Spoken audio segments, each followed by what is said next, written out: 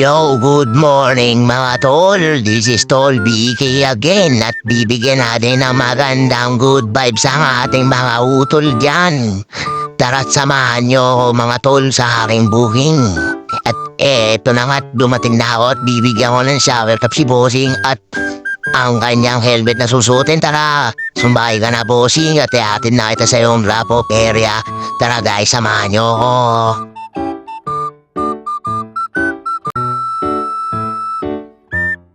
At dito na kami sa kanyang drop-off area mga tol. At dito na mapapansin ang 259 na to. Sino ba ang yung pinag-uusapan at pinagtatawanan? Ako ba at napupugiyan kayo sa akin? Salamat sa inyo. Paano masabi? At dito na nga natin makikita si Basha mga tol. Tignan nyo. Oh babe, isang tingin mo lang para na kong tinutunan. Nice.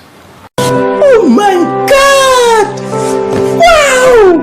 Ay ma'am, ako pala si Nato, yung sinayang ko. Yung mahal mo, naalala mo pa ba ako? Sige, kunin ko na lang yung number mo. Bilisan mo ba? Makita ka ng jowa mo. Sana all.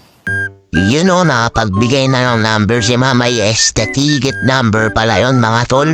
Para dito sa entrance sa SM South Center Mall, mga tol.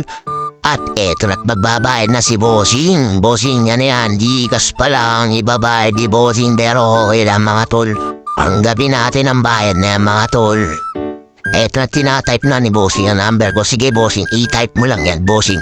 Okay, wag mo nang ipagkakalata. You know, nakapag-send na pala si Bossing. Eto't lalabas na tayo mga tol sa SM South Center Mall. At nakangiti na naman ang isang 5'9" na to mga tol. Teka, may chicks na naman tayong makikita. Oh Beanie, just touch my body.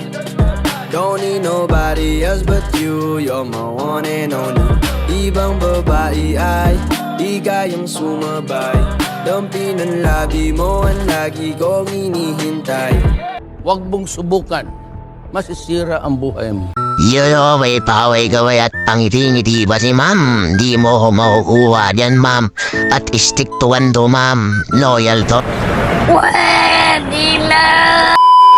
Bahala kayo mga tol kung ayaw nyo maniwala ng loyal ako. O siya, sige na at babush!